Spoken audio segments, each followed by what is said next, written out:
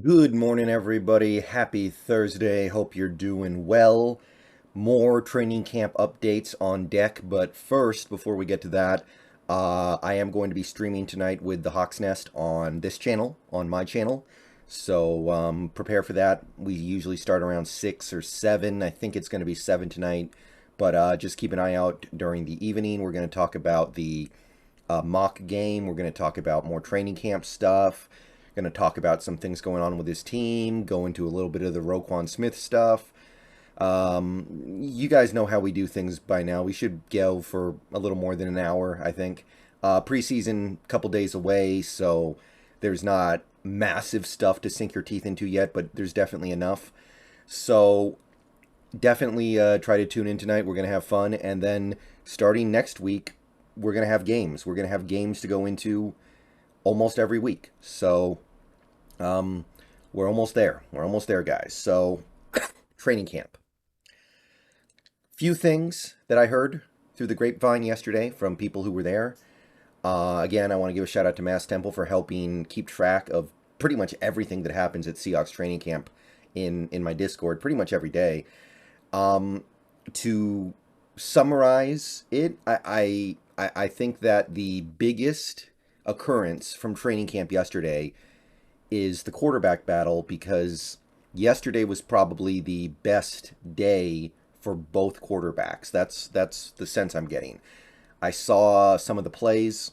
I saw some of the way people were talking about the plays, and it seems like both quarterbacks are starting to find their rhythm a little bit. So, got these two tweets from Greg Bell to kind of sum it up.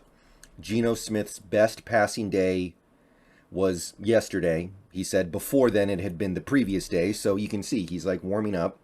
He's perfect in his drills with receivers. Then in 11 on 11, two great throws in a row, two exquisite throws even in a row for touchdowns to Tyler Lockett low and away, Metcalf high and away. So Geno looked great, and Drew Lock answered back. Playing mostly with the backup offensive line. I believe that is still pretty consistent.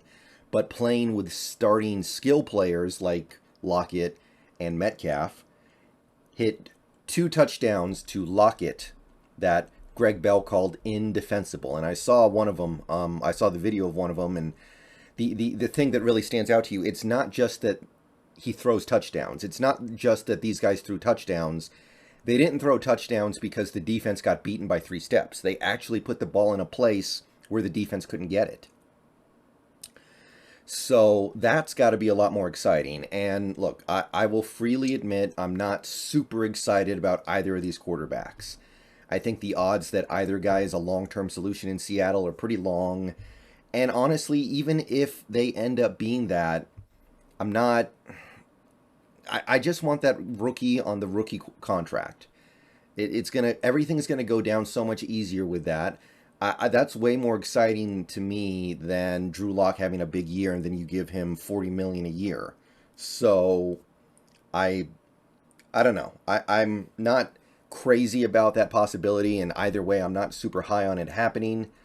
But here's the thing: one of these guys needs to be playable, right? Number one, we want to have fun watching football this year. We don't want to be miserable every Sunday. Number two, we want our players to have an opportunity to develop, right? Like we want Metcalf to at least have a quarterback who can get him the ball most of the time. Maybe not as much as elite quarterbacks could have, but we don't want Metcalf standing on the sideline with his hands on his hips because our quarterback overthrew him by 8 yards 3 times in a row. You don't want guys like Bo Melton and Derek Young and Ken Walker playing with a guy who is just so bad every pass just flutters to their, a two-hopper to their feet or way over their head. You want somebody who can at least help these guys develop. So even if Locke and Geno don't end up being franchise-level quarterbacks, you want them to be decent so they can keep things moving. Maybe it doesn't result in a lot of wins, but it results in a competent product where your young players can develop and your top players can produce. So I know some of you guys are on the Drew Lock wagon. A few guys are on the Geno wagon as well, and you're probably looking at this and you're pretty happy about it. again, these were good throws. They weren't just like, oh, Lockett got open by 5 steps and Geno hit the wide open player that I could have hit maybe. Okay, I'm not going to go that far, but any high school quarterback could have hit. No, these were legit touchdown throws to players that were reasonably covered, and they just put it in the exact right place. So, hey, good news. We already know that Geno's going to start against Pittsburgh, which, I mean, that's fine. It's the first game. Geno is the clubhouse leader because he's been here for a while. But hopefully we're going to see more opportunities for Lock to prove that he's better, if he is.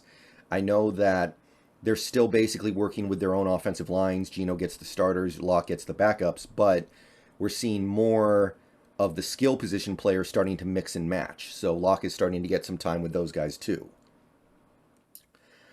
All right, other than that, one of the highlights of the day was Ken Walker had a 65-yard touchdown run. 65-yard touchdown pass on a screen. He caught a screen pass and ran 65 yards for a touchdown. And look, when I was looking at prospects last year for the draft, the thing with Ken Walker was, can he play on third down? That's why I liked Breece Hall a little bit more. Breece Hall looked like he could play on third down better than Ken Walker. But so far, everything I've heard about Ken Walker is, no, this guy can play on third down. He just, in college, they didn't do it that much. He caught like 13 passes in 3 years or whatever it was in college. I can't remember exactly what it was. It was very low. But he has been showing up repeatedly with the ability to catch passes and make something happen with him after he catches them. Yeah, this 65-yarder, I think he had several catches in the mock game. I think he had other plays in training camp last week where people went, yeah, this guy has good hands. This guy can run routes out of the backfield and catch. And there's even been a little bit of positivity about his blocking. So Ken Walker looks like he could be the guy that not play every down. You don't want a guy to play every down. He's going to get tired. He's going to wear out. You don't need that. But the fact that he can do it is highly valuable, and that's definitely got to be exciting. This year, he's obviously going to be in a timeshare in the backfield, but going forward after that, he could be the guy. He could be the main man, the Marshawn Lynch, the Sean Alexander. Beyond that, the defensive injuries still kind of getting in the way. Let's put it that way. Sidney Jones, apparently he's on top of the concussion they said he had. He's also got something going on with his thigh. So there's a couple things going on with Sidney, and we've still got Ryan Neal. He's out of the walking boot, but he's not ready. And Pete kind of indicated he won't be anytime soon. Trey Brown's still working his way back. It's unfortunate. However, it does mean that we're going to see a lot of the rookies in the first preseason game, and maybe the other two as well. Kobe, Trey, Tariq, and also you might see a little bit of Michael Jackson. That might excite people. And look, Sidney Jones, I know last year was his kind of breakout year, but he is a veteran. We know what he can do pretty well based off last year. Guys like Artie Burns, who didn't practice yesterday. We kind of know what he can do because he's been in the league. Guys like Kobe, guys like Tariq, guys like Michael, who played a little bit last year, we don't know, so maybe it's better. I still hope those guys are 100% for the regular season because I want to... I think this defense has a chance to be pretty good. I do think this defense has a chance to be pretty good, and I want to see them get the opportunity to put their best foot forward. But for now, maybe there's some upside. Maybe there's some upside to just saying, okay, Kobe, Tariq, Michael, you guys are playing a lot. You guys are going to be playing not the whole game. You're probably going to see a little bit of Elijah Penny. You might see some shuffling with a guy like Marquise Blair. Maybe we try him at outside corner. I don't know. But for now, maybe it'll be beneficial.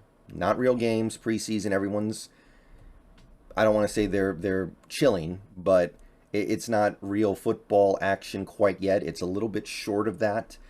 And getting those guys some experience against NFL players maybe that's better. So hopefully it clears up by the time the season starts. But yeah, still have some issues there. Jordan Brooks did not practice. Apparently he's close. Dwayne Eskridge is getting closer, but he's still not running. So yeah, he's probably not playing in the first preseason game. Hopefully that situation clears up quickly. LJ Collier, I believe, is still not practicing either. So some of those injuries starting to add up just a little bit. But for the most part, yesterday at training camp, it's all about these quarterbacks. Who's going to win? Who's going to get it done? Who's going to be serviceable? Who's going to be Teddy Bridgewater? Who's going to be Jimmy Garoppolo? Who's going to be like that good? Can either of these guys get to that level? That's like at the point where, yeah, it's not good enough, but it can at least hold you over for a year, and he's not going to completely embarrass you the way a Nathan Peterman would. So, hey, progress is progress.